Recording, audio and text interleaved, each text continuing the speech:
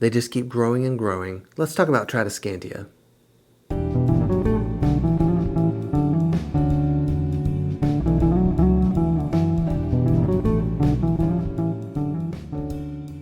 What's up, fellow plant enthusiasts? My name is Dylan and this is Baines Botanicals. Today we're going to be talking about Tradescantia.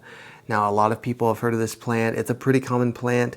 It goes by several common names, but two of the ones that I hear the most are inch plant and spiderwort. I lied, I actually didn't know it was called spiderwort, but that's pretty cool.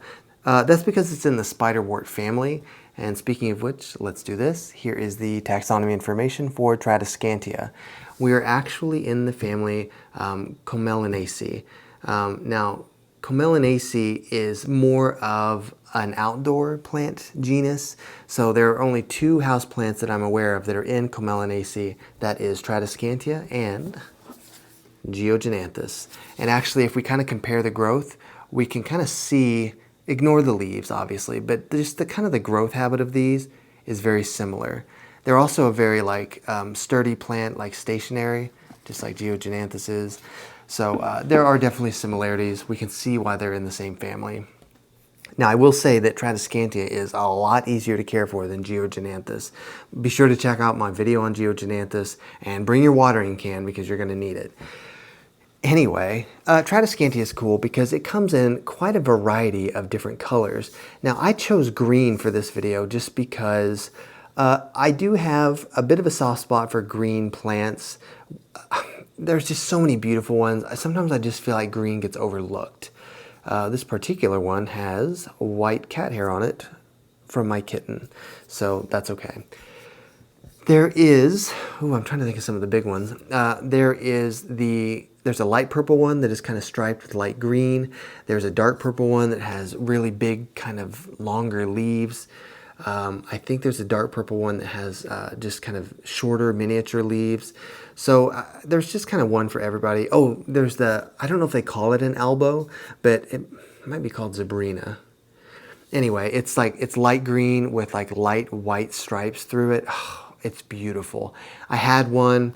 It didn't really do too well during the move, so I haven't had a Tradescantia since then, but I did find this little one and thought it would be good for this video. So I'm going to hold on to it and see kind of what happens with it.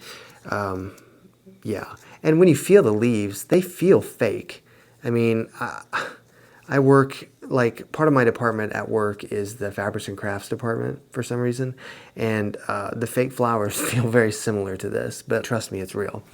And this one actually is starting to get some buds on it. I'm hoping they flower soon. They've been there for a minute and haven't flowered, so I don't know. Oh, those probably need to be pulled off right there. It's okay. I don't know if it's going to flower, but when they do, they're varying shades of lighter pastels. So like kind of a light purple, light pink, things of that nature.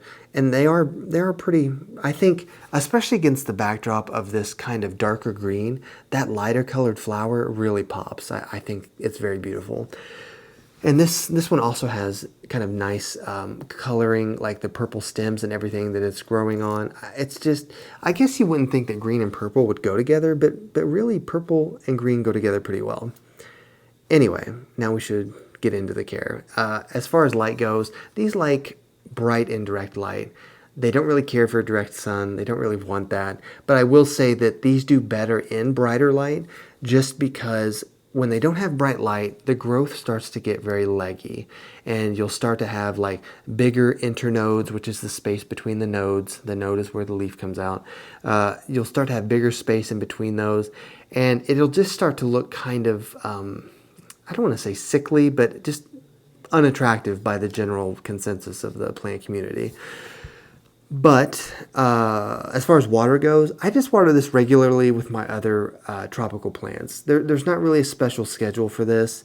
They can dry out. They need to dry out a little bit, just like any tropical plant does. I mean, aside from ferns and things. But so just water this. I water mine once a week. This is in a I think it's in a 5-inch pot, and it does just fine. I've got it in terracotta, which I think this one does better in terracotta. I'm not saying that you can't put it in plastic or anything, but something about the almost succulent feel of the stems and of the leaves and how rigid they are tells me that I think this would do better in terracotta so that it doesn't run into the problem of root rot, which these can be prone to.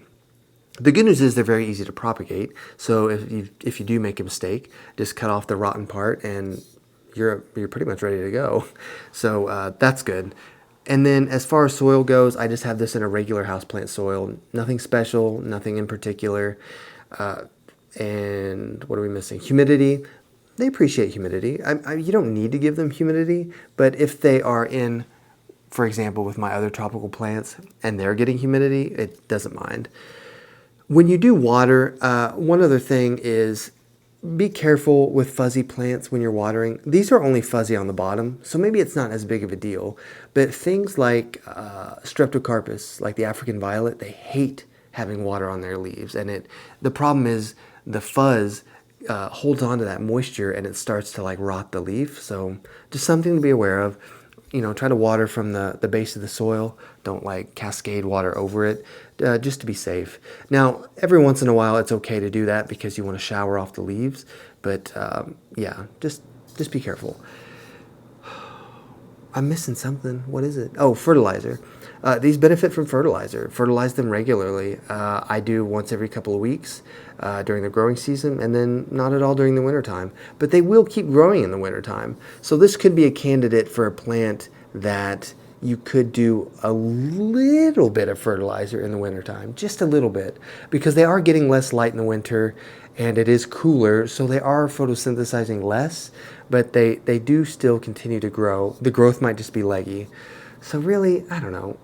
I wouldn't fertilize in the wintertime, but give it a shot if you want to, especially if you live in like a more tropical climate.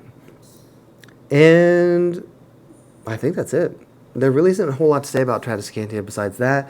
They are, like I said, very unique plants in the canon of houseplants just because they're in an interesting family. But definitely pick one up. They're usually pretty inexpensive. You can get them small like this. Sometimes you can get them in a bigger hanging basket. There is also one called a teddy bear vine that has kind of round leaves, a little bit lighter purple in color, if that was something that interests you. I think the leaves are totally fuzzy on the teddy bear vine, so just something to think about. Anyway, thank you guys so much for watching. Thank you for all of the interactions you have with me and everything, and I love interacting with you guys too. Until the next video, I will see you guys very soon. Thank you.